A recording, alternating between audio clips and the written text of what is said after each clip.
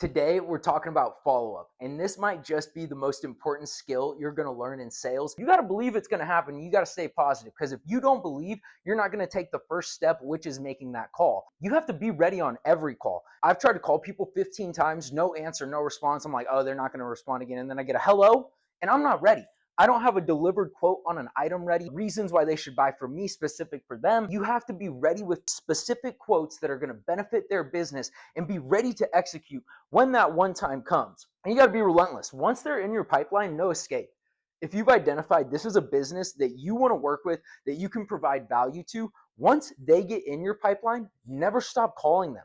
Even if they tell you don't call them, even if you're getting no response, but what you may have to do is dial it back. What I do is my first few weeks, I hammer them 3 times a week, email, phone call, voicemail, whatever. But then after about 3 or 4 weeks of that, they probably know who you are. They probably have heard some of your quotes, some of what you're doing. So they got your contact. At that point, I dial it back less frequent to balance my book of business. So I can be working more companies at a time without spending all of my time on one company that might not work now.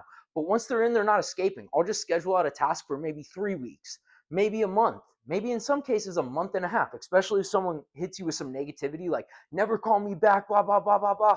Like if they're mad, you don't want to call them tomorrow. Maybe you can, maybe that's me wrong, but I like to give it a little bit to simmer down, but they ain't escaping. Like they're in my book.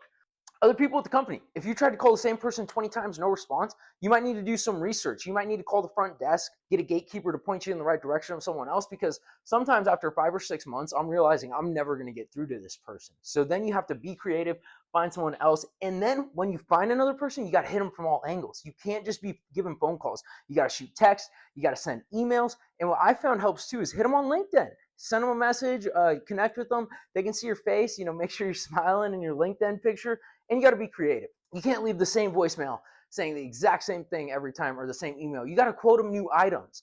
You got to think what they could use. You got to be organic. Try to make them laugh. You got to be positive. You got to be smiling. But other ways you could provide value, maybe not just through your service directly. So me, I'm a trader. I'll be sending people quotes of meat, but at the same time, I might give them some market knowledge. This is where I see the chicken market going. They've been dealing with bird flu. It's been stable for a while now, like 6 weeks in a row. I see it dipping soon.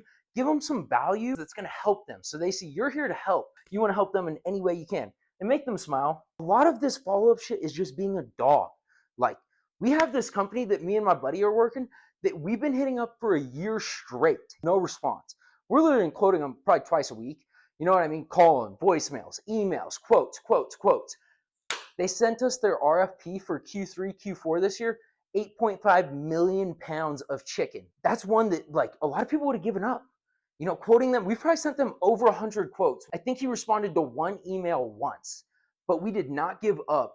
We kept hitting them. We were unreasonable and relentless. And now we have an opportunity to capitalize and hopefully in the future capitalize more. So you have to believe no matter how dim it seems, your follow-up's working. This has happened with a few companies. Keep them in your pipeline. It might take a year. It might take 2 years. You're like, oh, how am I going to keep following up for 2 years? Like I said, maybe every month and a half, you touch them with an email, touch them with a phone call. But once they're in, there's no escape.